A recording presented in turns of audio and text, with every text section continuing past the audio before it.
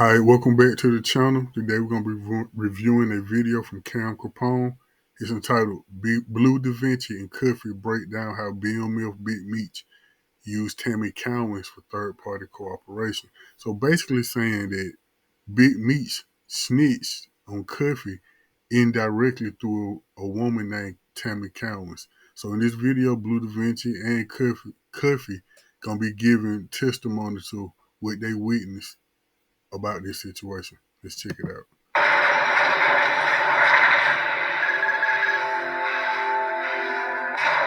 So yeah, I got Cuffy right here, man, St. Louis legend. You know what I'm saying? And I know people heard me speak about Meech's paperwork situation with the last interview that we had, and a lot of people had a lot of stuff to say. They don't believe it, Blue's hating. You know what I'm saying? And when I went back and I looked at everything, I was like, you know what, bro? It's only right and only one way to really do it. You good? Only one way to really do it and just let dog speak for itself. So I wanted him to call in, and this is him calling in during the interview. Go ahead, Cuff, man. You can introduce yourself and take the flow. Blue, what's up, man? Yes, sir. Hey, a lot of people, man, is thinking that this thing is made up or this thing is fake or that I have an axe to grind. You feel me? Right. But I'm in here with a 27-year sentence based on Demetrius Flannery, as you all know as Big Meech, and Tammy Cowins, known in the paperwork as CS1. Right. Confidential source 1. So what Big Meech did was call a third-party cooperation. So Tammy Cowins signed up to be a DEA informant to give Demetrius Flannery a time cut, plain and simple.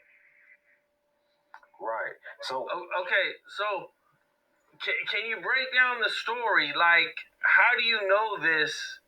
And how did you come upon this information? How do you know? How do you came upon this information, though? The crazy part is, why is it coming out now? Or maybe I'm wrong. Maybe it been came out and now that Meech got out of prison, it's really hit the forefront, especially with 50 Cent doing what he's doing. But I always wondered, like, why now, though? We were rewarded what's called a Frank jury. It's based on a case called U.S. versus Frank. So I would implore your listeners to look the case up. And what a Frank jury entails is that you're able to cross-examine your accusers, meaning government agents, meaning informants, and so on and so forth, just like a regular trial. So this was testified in court. Period. Point blank. This was testified in court that I became a government informant to give Demetrius Flannery a time cut. That's what was said on the stand, bro. The lady became a government informant to give Demetrius Flannery a time cut. But I think people will ask a question of this, though. This is what I got hit with a lot is, all right, then if he did it to get a time cut, then how come he still did all that time in jail? Well, what they don't understand is that he never received the time cut because what came out was that she had an illicit sexual relationship with Special Agent Keith Cromer. Special Agent Keith Cromer. Handler. But her first DA handler was the guy, as you should know, Blue, who wrote the BMF indictment, Special Agent Jack Harvey. Special Agent Jack Harvey is the person that locked us all up. He was also the person that locked up Terry White, which was her first case as a DEA agent. And then he retired. He retired after he got those 60 years. Yeah, he retired, and then her handler became a brother by the name of Keith Cromer, Special Agent Keith Cromer, who was also fired behind this particular case. So Meech never received the time cut because, unbeknownst to a lot of people, it's against the law to have a sexual relationship or any personal relationship with a government informant. So basically, he snitched for nothing. If he snitched, he did all that just for her to mess it up by sleeping with one of the agents she was supposed to be sleeping with. So now he finna go down known as a rat and didn't even get it. Didn't even get the deal. Ain't that something? This how it happened. Somehow, some way, because I don't know how, she met Special Agent Jack Harvey. You can leave that up to question. How did Big Meech's personal assistant / the person that handles all this business / the person that owns BMF Entertainment to this day since 2008.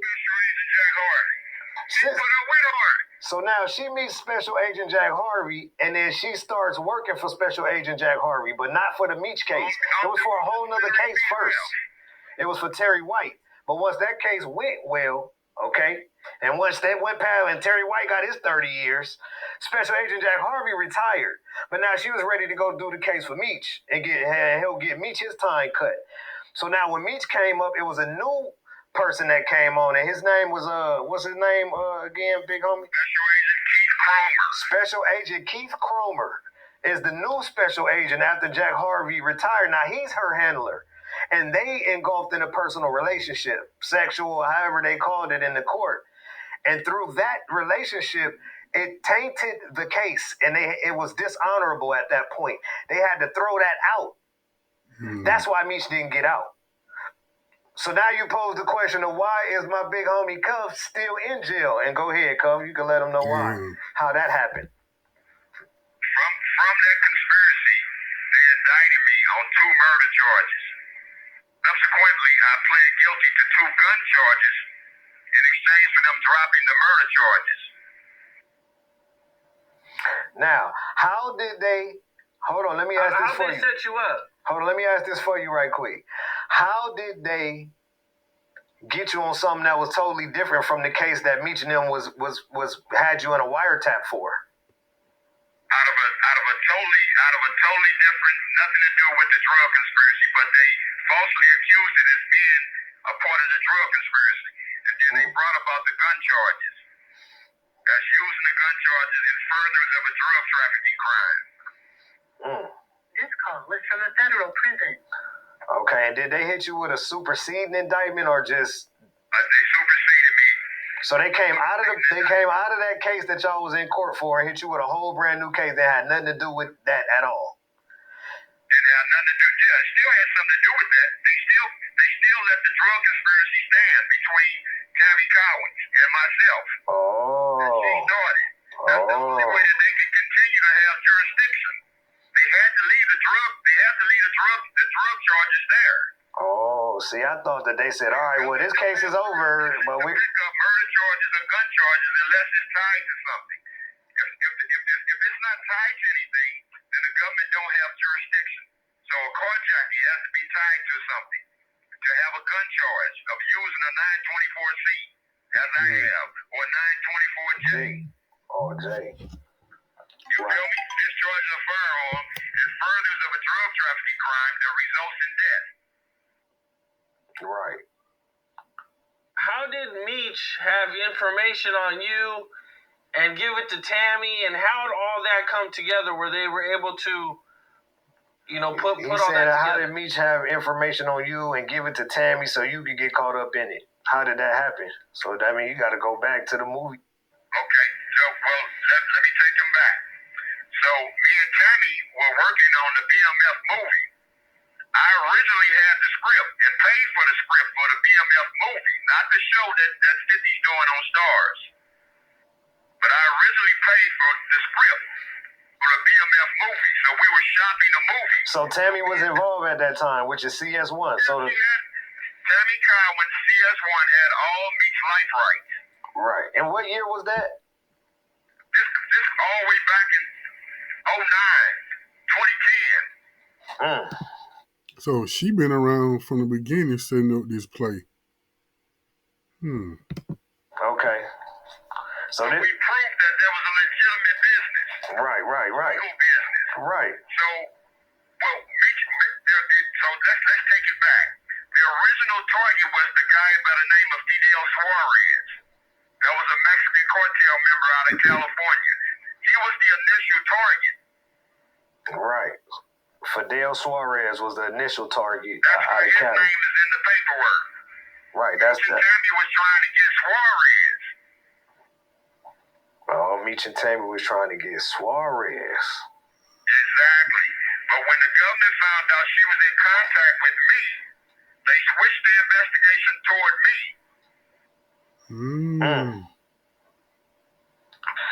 Bad work, my nigga. Bad work. It's just bad work. Exactly. Did she help set you up or anything like that? What's called third-party cooperation. Now, that's what we've been preaching because that's the dirty little secret. He just, all right, look, did she help set you up or anything like that? Yeah, she set me up. Bro, I broke all that down on our last interviews, bro. Listen, all right, let me explain to you what this lady did, man. She went to the police. All right, she went on a visit or something with Meech and got a play to run. Look, I need you to do this. I need you to do that. I need you to do this. I need you to do that. She left from up there talking to him and went to the police and said, look, I'm supposed to go do this and go do that and do this and do that. I told y'all we finna run the play. And they gave her the phones or whatever to hook up the wiretap. They gave her the hot phones to wiretap who she was talking to. And then she started communicating with everybody on this wiretap phone, bro. Exactly. That's how she did it. With Jack Harvey. Meech put her with Special Agent Jack Harvey. Where can people find this paperwork? All right, look, this is where you can find the paperwork. Type in Tammy Cowins CS1. YouTube. On YouTube. No, on Safari. Not on YouTube. Okay, yeah. On Safari. I'm just sending to the actual docket. Nah, forget YouTube. I'm sending them to the docket.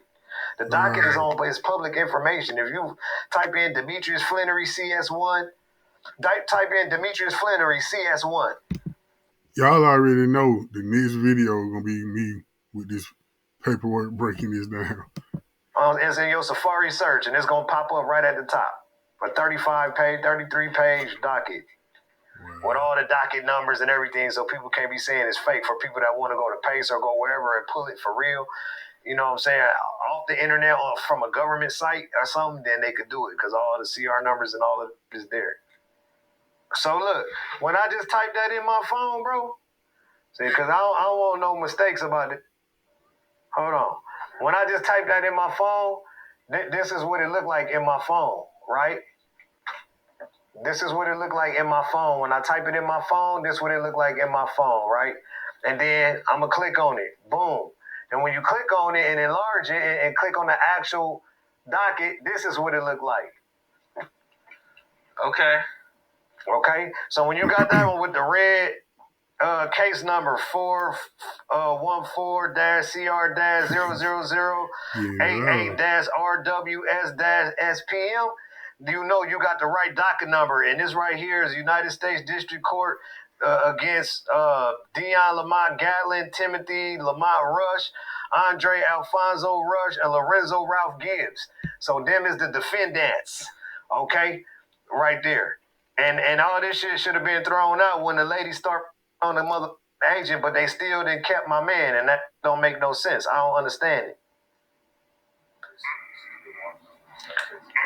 So that's how you pull it up right there. And no question. I did that last time, didn't I? On the last interview, or maybe we didn't put it up. But it should be no question of why anybody is saying, but what is it? I heard some people come back and say, oh yeah, but it just say she did all of it. She did it all. Yeah, but see, that's when you got to tie the dots between Special Agent Jack Harvey. Yeah, I mean, not just Special Agent Jack Harvey, it's just her and me. She's the a co-executive producer of the BMF TV show. Of course he ain't gonna say nothing about it. They still in business to this day. She on the red carpet, they chopping their bag up right now. Me don't give my. But guess what, though? Let me tell you the coldest part about this, Cuff. But me being out here still on this internet and watching what's going on and talking and got these young kids and so many more to be able to get opinions from. And this day and age, bro, don't nobody even give a no more. They don't care. Yeah, y'all don't care. Don't nobody care. I know that don't nobody care, so I don't want nobody to react no certain way. This ain't for that. This is just the same information that motherfuckers be trying to drop on all that this is for that crowd of people. So know what's going on with when he come home and the real that's around understand what's going on. Fans gonna be fans, and we get that. I'm not trying to not know for having no fans or no fan base or nothing that hung up here probably called back. What's up? This is Cam. All right. One thing about it, don't nobody want to go to jail. Everybody want to ball, have fun, have women, have jewelry, have cars, have the clothes, have everything to go with the lifestyle. But when it's time to go to prison, don't nobody want to go to prison. And I'm saying that to say that when it's time to go to prison, people gonna say their own ass, okay? And it mean what that mean throwing you under the bus, they brother, they friend, it don't matter. Like I say, don't nobody want to go to jail. You want the money, but you don't want the bad times to go along with it. All right, that was Cam Capone. I'm gonna put the link to his channel in this video in the description box. He make good content. Go follow him. Go subscribe. Check him out. If you like this video, please give me a like and hit that subscribe. We're trying to grow this channel. And I'm going the next video. I'm going to where he said go to Tammy Cowins CS1. I'm finna go right now and check out that info. In the next video, I'm gonna break that down. We're gonna review that. All right, catch y'all next time. Peace.